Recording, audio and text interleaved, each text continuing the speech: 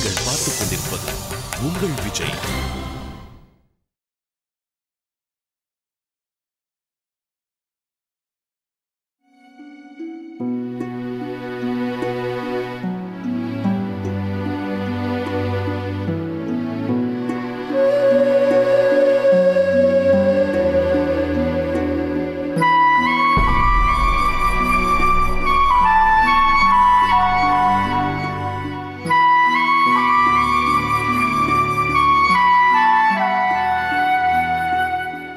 என்னங்க, இன்னைக்கு இந்த இடத்தை வந்து அடையறதுக்காக நான் நிறைய போராட வேண்டியதா இருந்தது. ஆனா இன்னைக்கு நான் இந்த நிலைமைக்கு ஆளாயிருக்கேன்னா இந்த அகாடமி, இந்த மைதானம், இது எல்லாத்துக்குமே நிறைய பங்கு இருக்கு.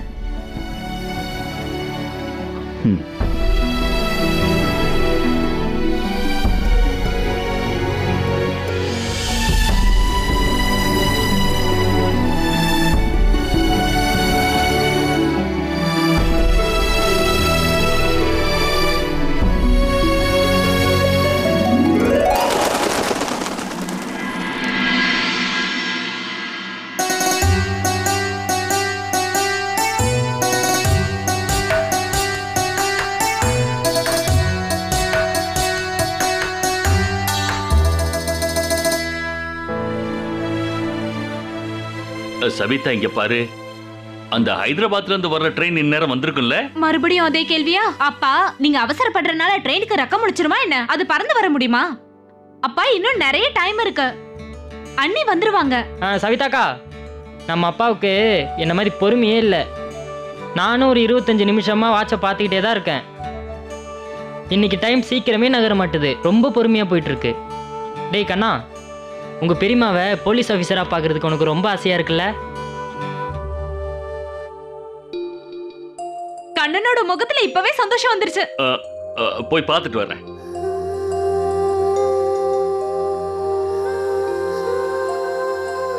பிரீத்தி, கொஞ்சம் தண்ணி குடு.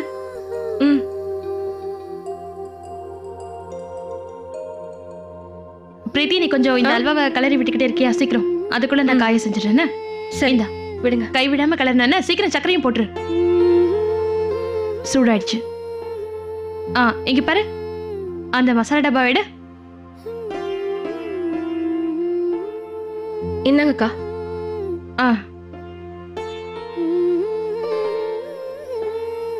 இப்ப மிளகு போட வேண்டியதுதான். அட, என்னக்கா நீங்க என்ன பண்ணிட்டு இருக்கீங்க? உங்களுக்கு தெரியாதா, சந்தியாக்காக்கு காய்கறியில மிளகுத்தூள் போட்டா பிடிக்காது. அவங்கள வரவேற்கணும்னு இவ்வளவு அன்பா சமைச்சிட்டு இருக்கீங்க, அப்புறம் எப்படி பண்றீங்க?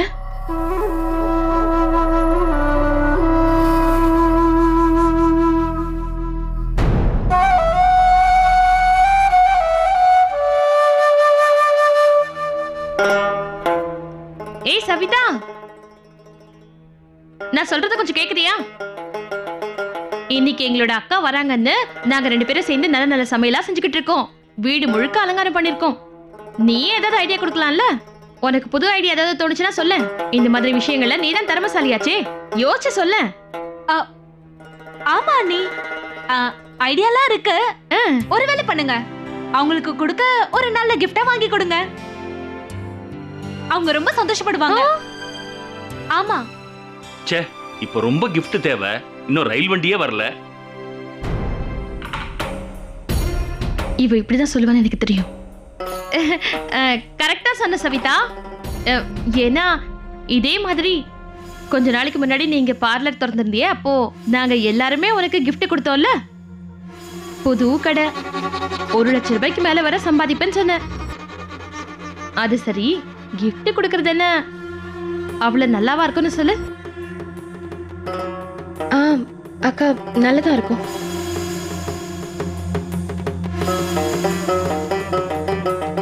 அப்படின்னா பிரீத்தி, நீ அவங்களுக்கு என்ன பரிசு கொடுக்க போற? இங்க பாருங்க அக்கா, அல்வா ரெடி ஆயிடுச்சு. என் பொண்ணு எந்திரிச்சிருப்பா, நான் போய் அவளை பார்த்துட்டு வரேன்.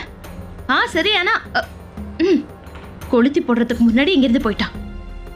ஆனா கவலையப்பட வேண்டாம், எனக்கு எப்படி தீ வைக்கணும்னு நல்லாவே தெரியும். எனக்கு திருப்தி ஆகுற வரைக்கும் நான் விடவே மாட்டேன்.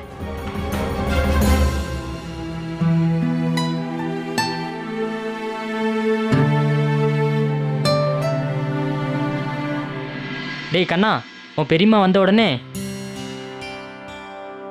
நீ இந்த மாதிரி சல்யூட் பண்ணணும். அவங்க ரொம்ப சந்தோஷப்படுவாங்க. எல்லாரும் என்ன பேசுறாங்கன்னு போய் கேட்டு வரலாம். வா வா. சோட்டு, என்னது இதெல்லாம்? ஏன் இத கண்ணா மட்டும் செய்யணும்? நம்ம சந்தியா மருமக இந்த தெருவுக்குள்ள போலீஸ் ஆபீசரா அடி எடுத்து வச்ச உடனே எல்லாரும் நெஞ்ச நிமித்திக்கிட்டு சல்யூட் அடிப்பாங்க. அப்பா சொன்னது கரெக்ட் தான். போதும், நிறுத்துங்க.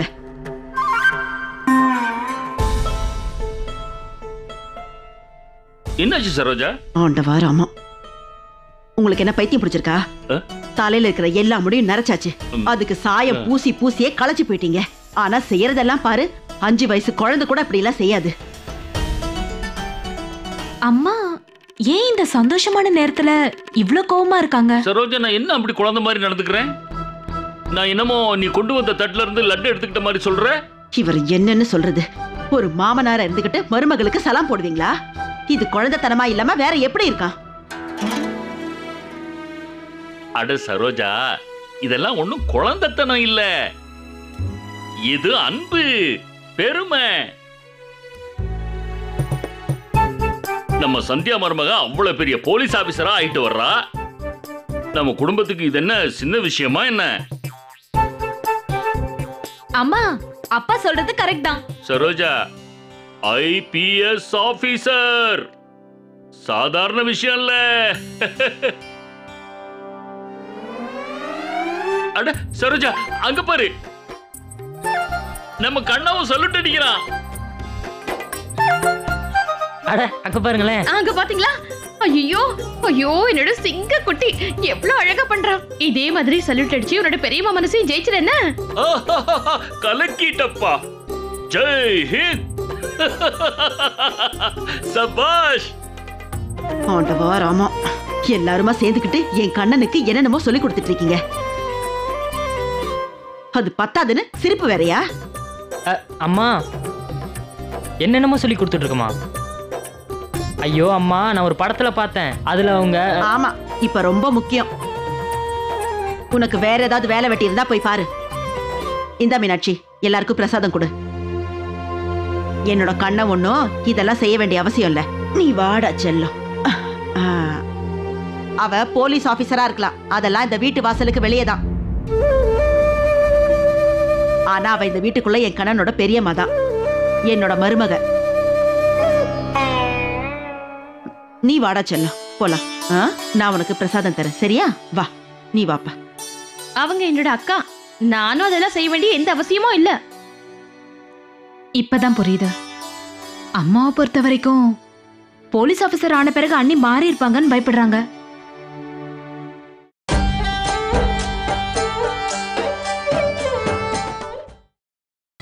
நீங்கள் பார்த்துக் கொண்டிருப்பது உங்கள் விஜய்.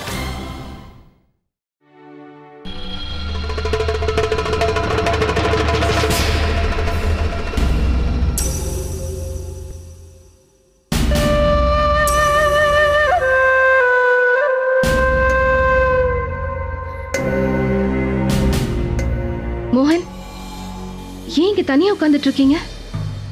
கீழே பாத்தீங்களா? மொத்த குடும்பமும் சந்தியாக்காவை வரவேற்க எவ்வளவு சந்தோஷமா இருக்காங்க. நீங்களும் போயிருங்க. என்னால பொய்யா சந்தோஷத்தை கொண்டாட முடியாது. நல்லா போயிட்டு இருந்த கடை மூடிடுச்சு. ஆனா நீ என்னடானா?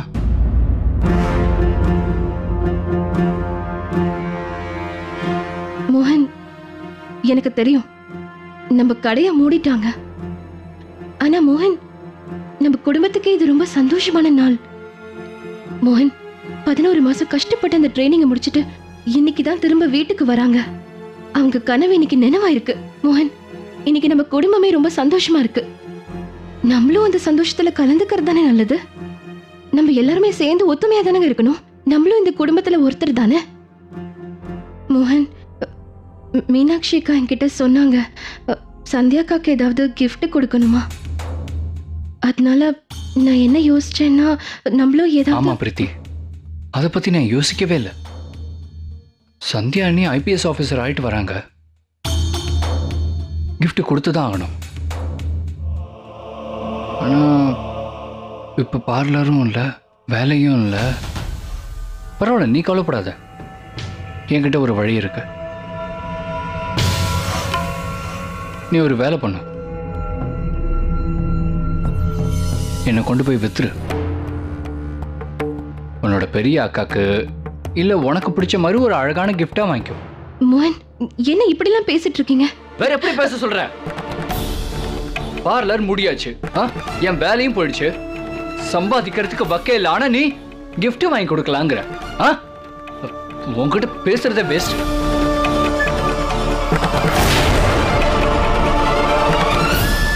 ஒருவேளை மீனாட்சிக்கா மோகனோட வேலை விஷயமா ஏதாவது கேள்வி கேட்டிருப்பாங்களா? என்னாச்சு? உன்னோட முகம் எதுக்காக இப்படி வெளுத்து போயிருக்கு? ஒருவேளை உன்னோட பொண்டாட்டி முகத்துல பவுடர் கிவுடர் அப்பி விட்டாளா என்ன? ஏன்னா கடை தான் இல்லையே. மீனாட்சிக்கா இல்ல இல்ல, சும்மாதான் மோகன் கீழே போயிட்டு இருக்காரு. சந்தேகா வர நேரம் ஆச்சுல, அதான் ஏற்பாடெல்லாம் செய்ய போறாரு. ஐயோ சரி, அதெல்லாம் இருக்கட்டும். ஆனா என்ன பிரீத்தி, என்ன இதெல்லாம்? இந்த வெள்ளை சிவப்பு ட்ரெஸ் கலர் தானே அன்னைக்கு உன்னோட வீட்டுக்காரரு விரத தண்ணிக்கு போட்டுட்டு இருந்தார் கோவில்ல. மறுபடியும் அதையே போட்டுக்கிறேன். ஏன் தான் அப்படிலாம் செய்யறியோ? புது ட்ரெஸ் வாங்கிருக்கலாம்ல, என்ன ஆயிடு போகுது? சரி விடுங்க.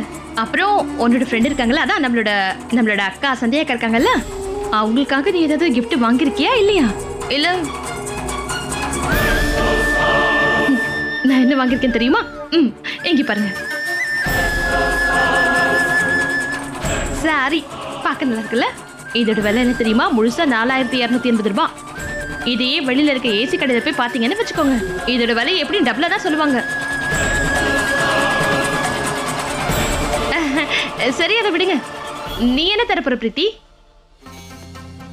உன் பார்லர்ல இருக்கிற கிரீம் பவுடர் எல்லாத்தையும் எடுத்து கொடுத்துறாத, ஏன்னா அதான் பழசாயிடுச்சுல்ல.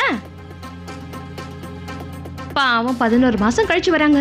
அதை போட்டதுக்கு அப்புறம் அவங்களோட முகத்துக்கு ஏதாவது ஆயிடுச்சுன்னா ரொம்ப கஷ்டமா இருக்கும்ல. அது மீனாட்சிக்கா, நாங்க பரிசை பத்தி எல்லாம் யோசிக்கல. அது சரி, அது சரி. உங்களுக்கு நேரமே கிடைச்சிருக்காது இல்லையா? பரவாயில்ல விடுங்க, இந்த பரிசு தான் இருக்குல்ல. நீயும் நானும் சேர்ந்து இது ஒன்னாவே கொடுத்துடலாம். அதுல என்ன தப்பு இருக்கு? இல்ல இல்ல வேணாம்க்கா, அதெல்லாம் ஒன்றும் தேவையில்லை. உங்களோட பரிசை நீங்களே அவங்க கிட்ட கொடுத்துருங்க. எனக்கு புரியுது பிரீத்தி, பண பிரச்சனை வந்தாலே ரொம்ப ரொம்ப கொடுமையா இருக்கும். ஏன்னா சவிதாவோட கல்யாணத்துக்கு நீங்க எவ்வளவு செலவு பண்ணிருக்கீங்க. அவளுக்கு வாஷிங் மிஷின்லாம் கூட வாங்கி கொடுத்தீங்களே. நான் அன்னைக்கே எவ்வளவு சொன்னேன், ரொம்ப செலவு பண்ணாதீங்கன்னு வேற சொல்லியிருந்தேன். அந்த பணத்தை சேர்த்து வச்சிருந்தா நேரத்துக்கு யூஸ் ஆயிருக்கும்ல. சரி பிரீத்தி, வேணா ஒரு வேலை பண்ணு. நீ வேணா இந்த பரிசை அவங்களுக்கு கொடு. பரவாயில்ல, நீயே கொடுந்தா. ஐயோ, நான் ஒன்னும் பணம் எல்லாம் கேட்க மாட்டேன். உங்க 2 பேரோட நிலைமை எனக்கு தெரியாதா என்ன? இந்த வச்சுக்கோ, இந்த பரிசை நான் உனக்கு தரதா நினைச்சு வச்சுக்கோ. இந்த இதுல என்ன தப்பு இருக்கு? எப்படி வாங்கிக்கோ. இன்னும் என்னமா பண்ணிட்டு இருக்க? சீக்கிரம் கீழே வா. ஐயோ, ஏய் நான் சொல்றது கொஞ்சம் கேள். அன்னைக்கு எப்படி என்னோட புருஷனை பார்த்து சிரிச்சாங்க. இது வெறும் ட்ரைலர் தாமா, முழு படத்தை காட்டாம நான் கண்டிப்பா விட மாட்டேன். சந்தியா நீ சூர்யானனும் வந்த உடனே நீ அழகா பூவை தோணும், சரியா? என் மருமக தான் வந்துகிட்டே இருக்கா. அத்தை, நான் வந்து பூஜை தட்டை ரெடி பண்ணிட்டேன் அத்தை. பாருங்க அத்தை, குங்குமம் இருக்கு, மஞ்சள் இருக்கு, சந்தனம் இருக்கு. ஏய் மீனா, இன்னும் கொஞ்சம் நெய்ய ஊத்தி இருக்கலாம்ல. உங்க அம்மாவை நல்லா பாத்துக்கணும், நீங்க சிக்கனம் பண்றியா? ஊத்தி எடுத்துட்டு வரேன்.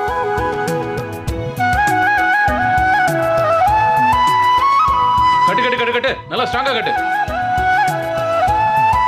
அங்க இன்னும் கொஞ்சம் காலியா இருக்கு பாரு, அங்க இன்னொன்னு மாட்டு. இந்தா அண்ணா, அந்த மூளை ஏன் காலியா இருக்கு? அட போய் அந்த கார்னர் அலங்காரம் பண்ணப்பா.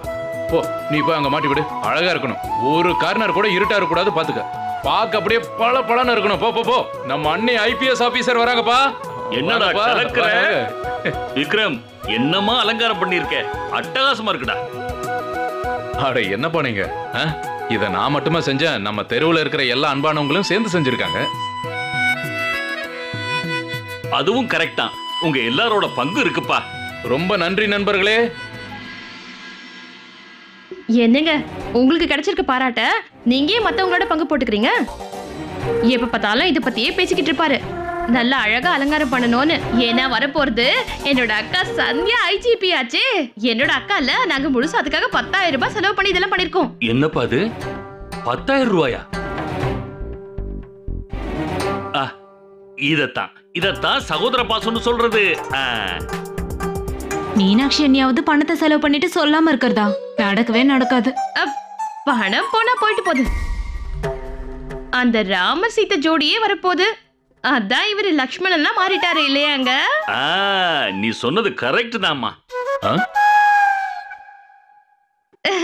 ஆனா ஒரே ஒரு சின்ன வருத்தம், அந்த லக்ஷ்மணனுக்கு ஊர்மிளா தான் சரியா அமையல.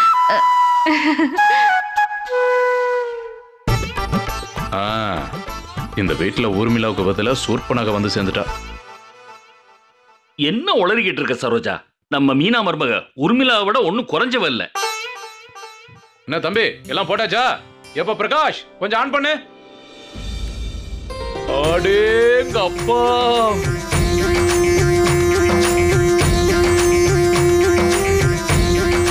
பரவாயில்லையே, ரொம்ப அழகா இருக்குல்ல?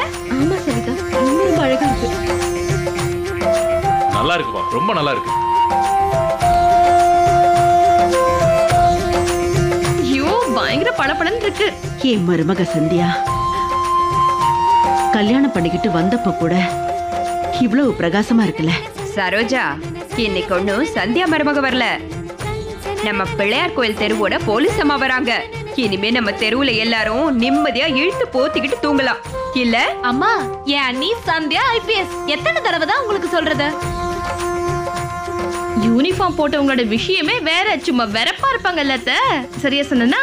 ஐயோ, இந்த பிள்ளையார் தெருவுல இருக்கிறவங்க மட்டும் இல்ல, நம்ம ஊர்ல இருக்கிறவங்க எல்லாரும் இனிமே நிம்மதியா தூங்குவாங்க. என்ன சந்தியா மருமக நம்ம ஊரோட ஏஎஸ்பி எல்லாம் ஆகியிருக்கா. இனிமே பாவம் சந்தியா மருமகளோட தோள்ல நம்ம ஊரோட பொறுப்பை சுமக்க போறா.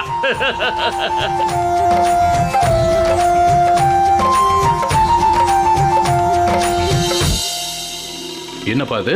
என்ன இந்த கரண்ட் திடீர்னே போச்சு?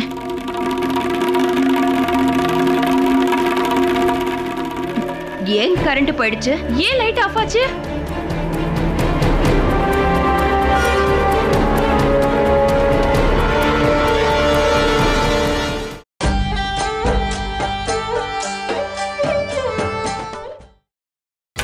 நீங்கள் பார்த்துக் கொண்டிருப்பது உங்கள் விஜய். அட என்னாச்சு ஐயோ, பாருங்கப்பா.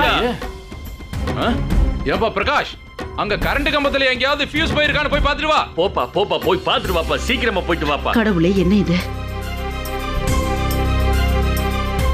இதெல்லாம் கரண்ட்காரங்க செஞ்ச வேலை.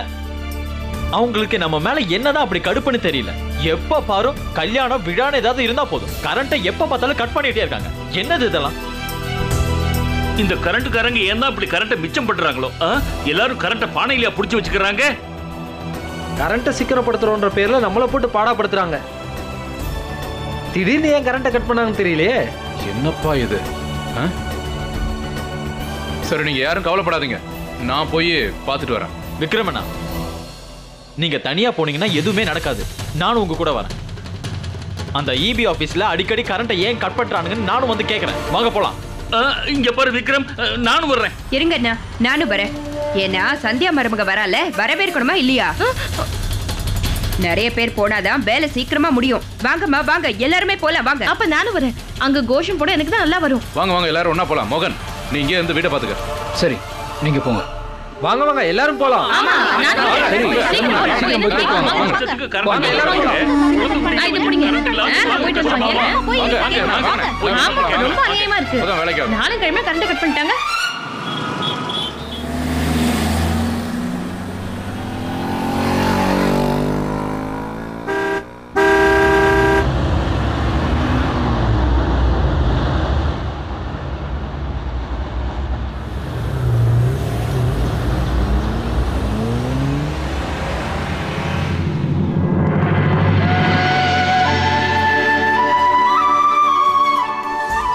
அண்ணே வண்டி நிறுத்துங்க.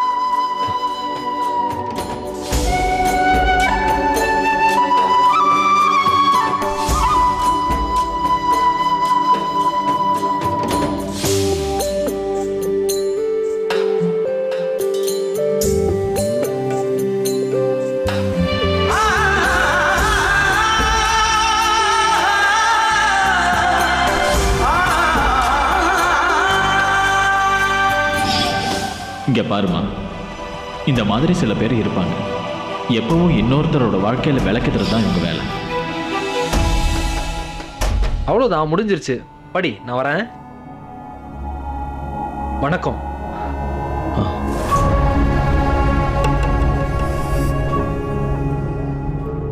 உங்க பசங்க இங்க வந்து படிக்கிறாங்க? நாங்க என்ன பண்றது சார், எங்க நிலைமை அப்படி.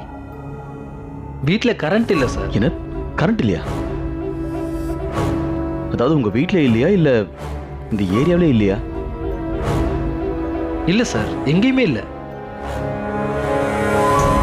நாளைக்கு போர்டு எக்ஸாம் இருக்கு. குழந்தைங்க இங்க வந்து படிக்கலைன்னா மார்க் குறைஞ்சு போயிடும் சார்.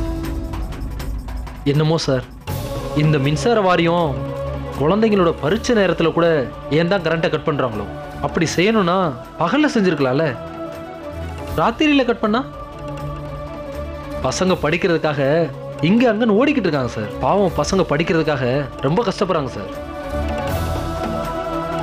அதனாலதான் நாங்க இங்க வந்துட்டோம். வேஸ்ட் சார், எவ்வளவுதான் கை காலில் விழுந்தாலும் விதிமுறை அது இதுன்னு சொல்லி எங்களை வெளியில துரத்திடுறாங்க.